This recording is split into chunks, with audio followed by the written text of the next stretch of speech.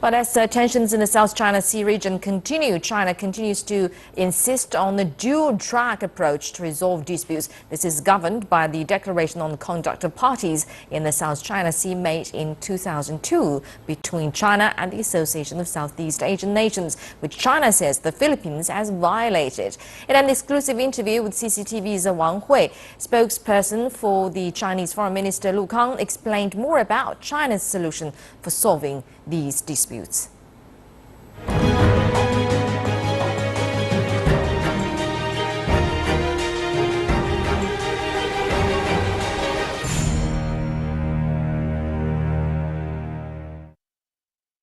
There was no dispute over the sovereign claims over those islands and reefs and nearby waters in South China Sea until the mid-1970s. But even ever since the 1970s, when there was some different claims over those islands and reefs, you know that the then Chinese leader have already proposed that maybe we should take the approach, which means that set aside the differences while focus on joint cultivation or joint development. This has been a very wise idea, and for quite a few years, I mean for decades of years, later on, it was also agreed by those relevant countries, relevant parties in this region.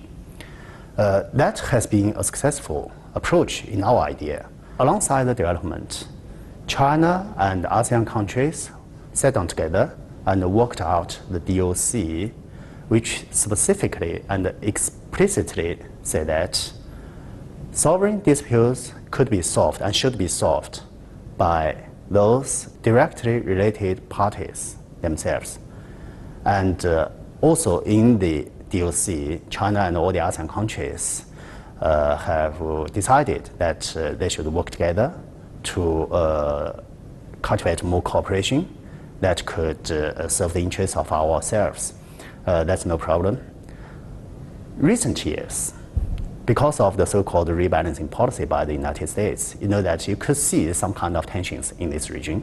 In recent months, some ASEAN countries also proposed what we call the dual-track approach, which means, on the one hand, those different opinions or disputes over the sovereign claims by relevant parties, those differences should be solved by the directly related parties themselves. On the other hand, China and ASEAN countries should work together to preserve the peace, stability, and prosperity in this region. That also goes in line with the principle and the spirits of DOC.